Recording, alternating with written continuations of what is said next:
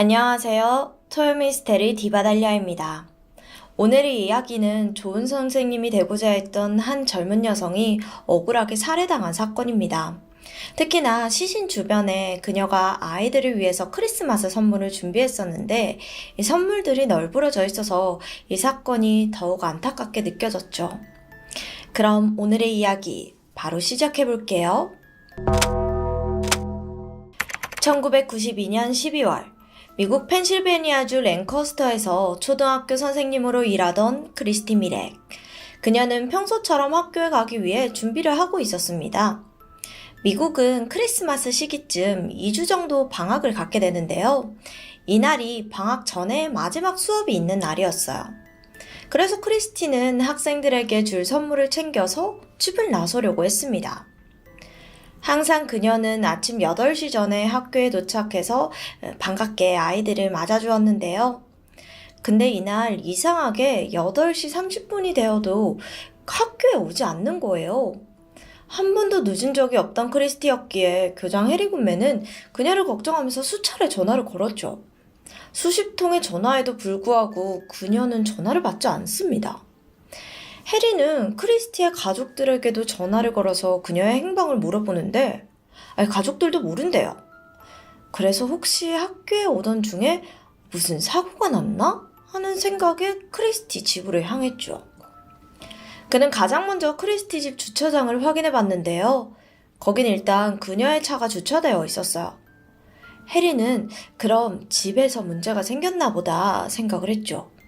그리고 곧장 그녀의 집으로 향했는데 집 문이 열려 있는 거예요. 불길한 예감을 느낀 해리는 강도가 침입했다고 생각했습니다. 그는 문 뒤로 이렇게 몸을 숨긴 채 조심스럽게 안을 살펴봤죠. 안을 보자마자 현관 앞에 쓰러져 있는 크리스티를 발견합니다. 범인이 아직 안에 있을 수도 있다고 판단한 해리는 조용히 현장을 빠져나온 후에 신고 전화를 걸어요. 경찰이 도착했을 땐 범인은 이미 도주한 상태였고 그들이 확인 결과 안타깝게도 그녀는 살해당한 것으로 확인이 되었습니다. 집에는 강제로 침입한 흔적이나 강도의 흔적은 발견되지가 않았어요. 당시 크리스티는 겨울 코트를 입고 장갑을 착용한 상태였거든요. 그래서 경찰은 크리스티가 집을 나서려고 문을 연 순간 범인이 그녀를 덮쳐서 현관으로 밀어넣고 범행을 일으켰다고 추정을 했습니다. 발견 당시 크리스티의 몸에는 수많은 구타의 흔적이 남아 있었고요. 특히 그녀의 턱은 가격에 의해 부서져 있는 상태였습니다. 또 하의는 벗겨져 있었고 정액의 발견됨에 따라 성폭행을 당한 후에 살해당한 것으로 추정이 됐죠. 크리스티의 시신 옆에는 나무도마가 있었는데 거기에도 혈흔이 발견되었어요. 아무래도 범인이 나무도마로 그녀를 수차례 내려쳤던 것으로 추정이 되었습니다. 이 과정에서 크리스티가 범인에게 대항하면서 맞서 싸운 흔적들도 발견이 되었는데요. 그러나 그녀의 저항에도 범인은 아랑곳하지 않고 크리스티를 폭행한 후 성폭행을 저질렀죠. 이후 범인은 크리스티의 옷으로 그녀의 목을 졸라서 살해하고 유유히 현장을 떠났습니다. 자, 우선 경찰은 범인을 잡기 위해 먼저 이웃들과 그녀의 룸메이트 증언부터 확보를 하는데요. 크리스티의 룸메이트 메리 레스코는 자신은 항상 7시쯤에 출근을 하고 크리스티는 7시 30분쯤 집을 나선다고 이야기를 했습니다.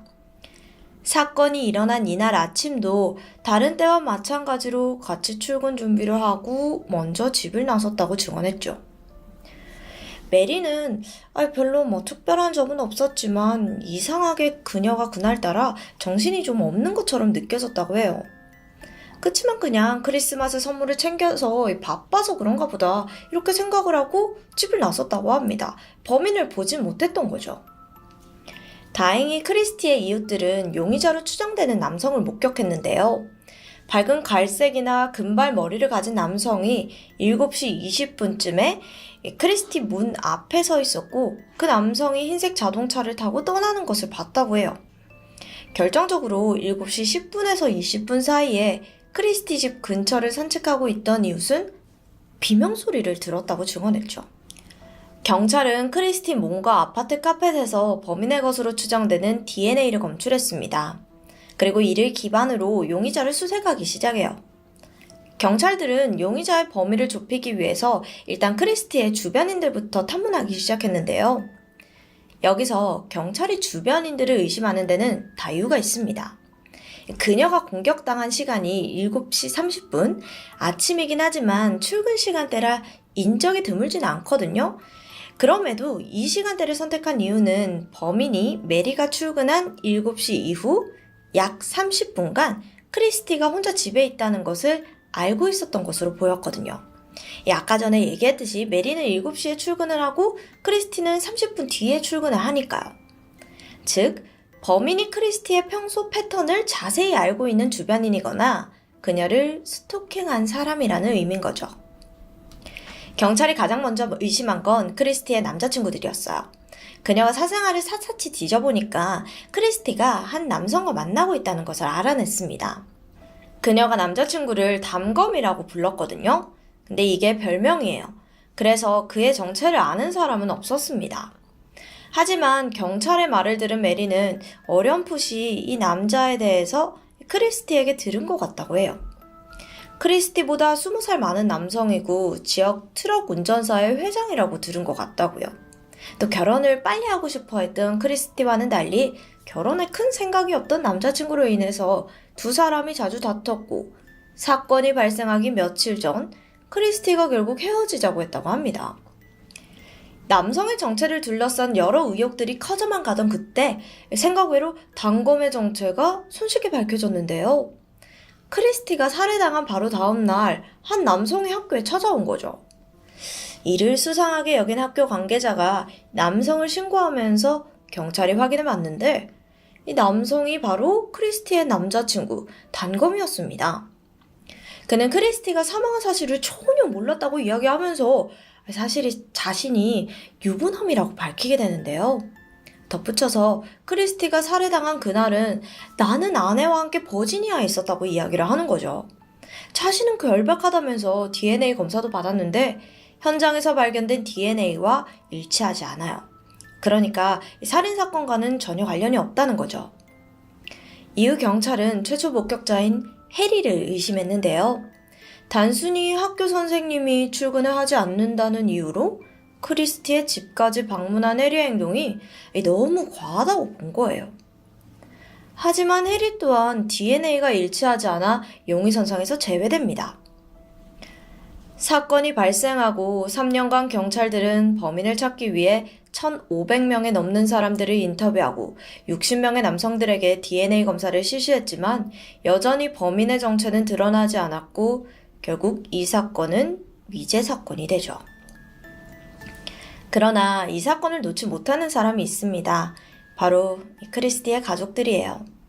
그들은 누가 그들의 딸과 여동생을 그토록 잔인하게 데려갔는지 왜 그랬는지 알지 못한 채 끊임없이 고통 속에서 헤매게 됩니다. 크리스티의 가족들은 크리스티 사건이 재조사되기 위해서는 사람들의 기억이 가장 중요하다고 생각을 했어요. 그쵸. 사실 대중의 관심이 멀어지면 재조사의 기회 또한 잘 없을 거고 목격자도 찾기가 쉽지 않을 테니까요. 그래서 2007년 크리스티의 오빠 빈스 미렉은 국도에 광고판을 걸고 사람들에게 이 사건 잊지 말아달라고 호소했고요.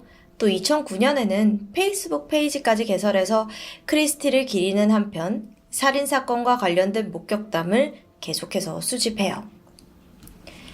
2016년 가족들의 끊임없는 노력에 경찰은 크리스티 사건을 재조사하기로 결정합니다.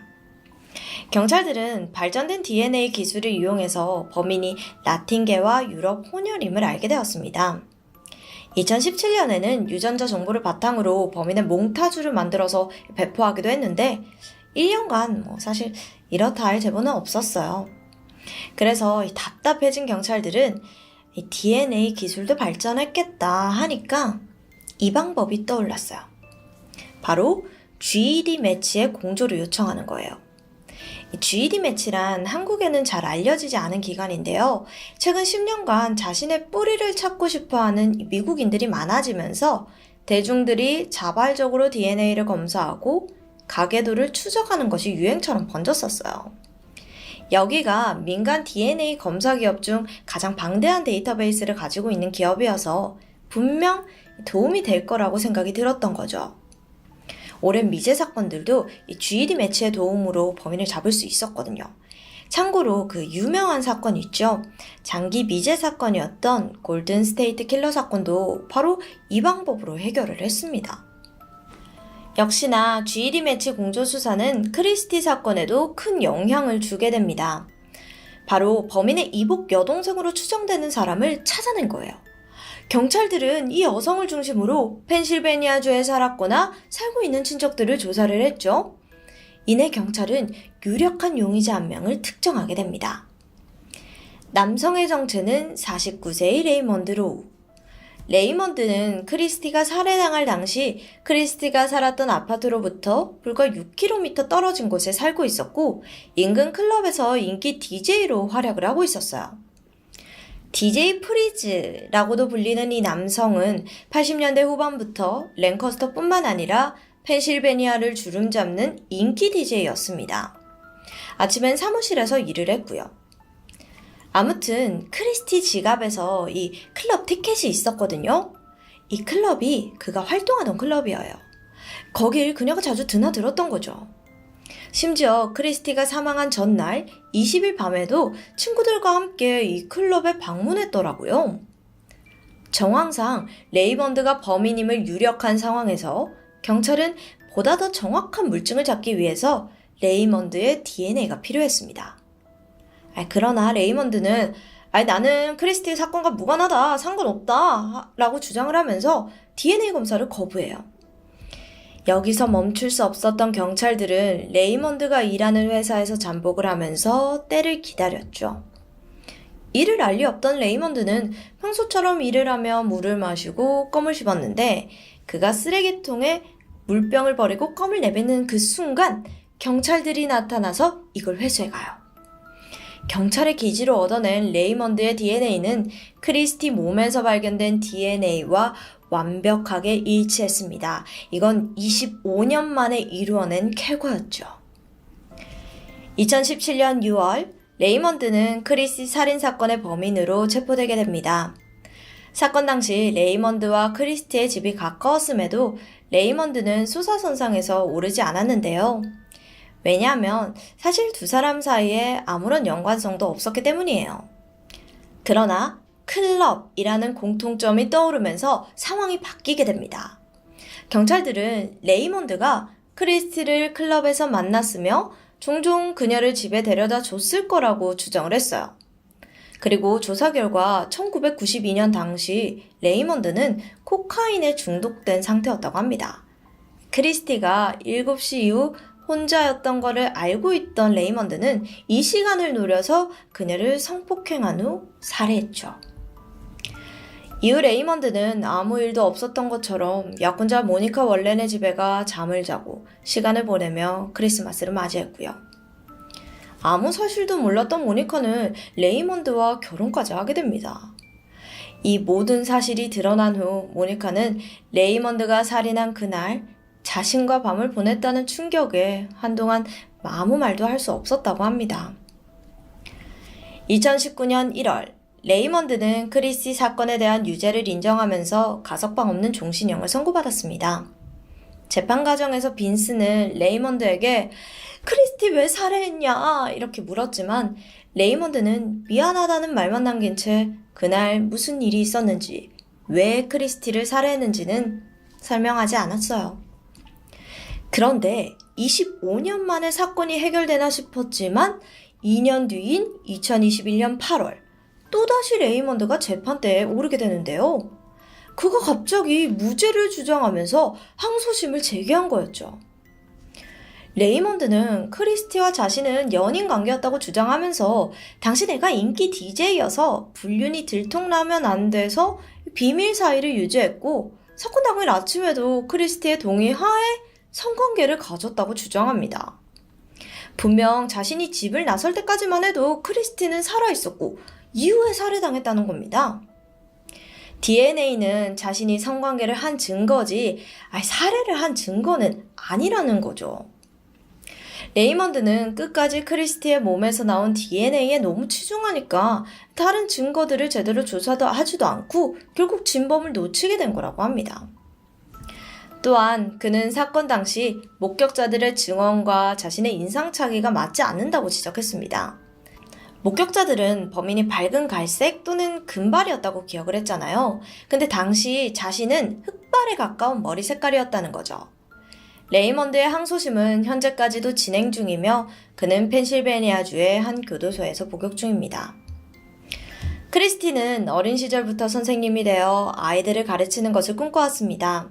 헌신적으로 아이들을 위하고 아이들이 큰 꿈을 꾸게 해주기 위해 동기부여를 해주었던 선생님이었죠. 빈슨은 현재까지도 크리스티를 추모하는 페이스북을 운영하면서 그녀를 추억하고 있는데요. 레이먼드는 사건 당시 수사망을 피해가면서 25년이라는 시간 동안 자유를 누리면서 살아왔습니다. 자신은 성관계만 했을 뿐 살인은 하지 않았다고 주장하는 레이먼드. 과연 그의 말은 진실일까요? 지금까지 디바달리아였습니다.